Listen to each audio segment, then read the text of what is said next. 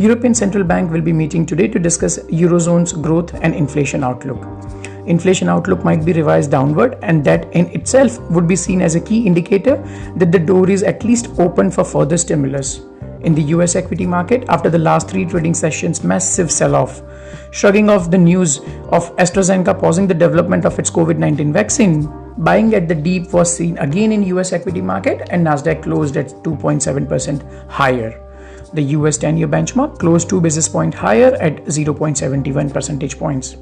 In the crude oil market, American Petroleum Institute reported on Tuesday a build in crude oil inventories of 2.9 million barrels for the week ending September 4 versus analyst expectation of 1.33 million barrels.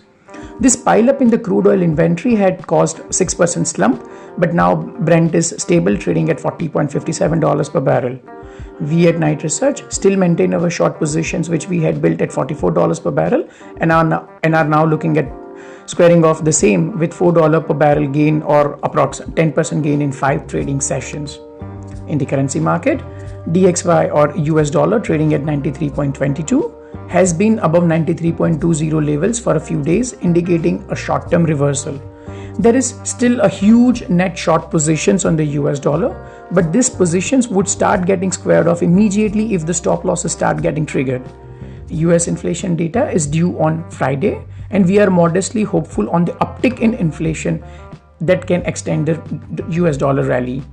We advise our clients to square off all short positions in the US dollar ahead of inflation data due on Friday. Risky traders with strict stop losses can take long positions.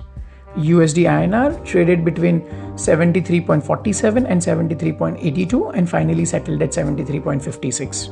USD INR is not able to cross 73.72 mark convincingly, as that has become a short-term resistance.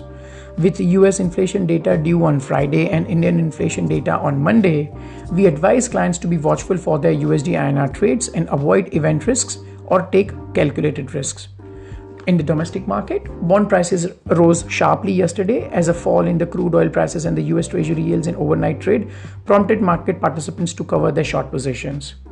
There was a substantial rupees 1,434 crore buying in others category as well, where others category includes insurance companies, the provident funds, and the RBI. We cannot rule out RBI intervention ahead of today's scheduled OMO. Today in OMO, RBI will buy up to 10,000 crore of 618-2024, 697-2026, and 579-2030 gilt. We advise our clients to apply for OMO by 2 to 4 basis point differential with market prices, as RBI will still be aggressive to control the yields. Intraday trading ranges will be available once the market opens. If you want to subscribe, you can reach out to us on 9930307466 or at research@knightfintech.com.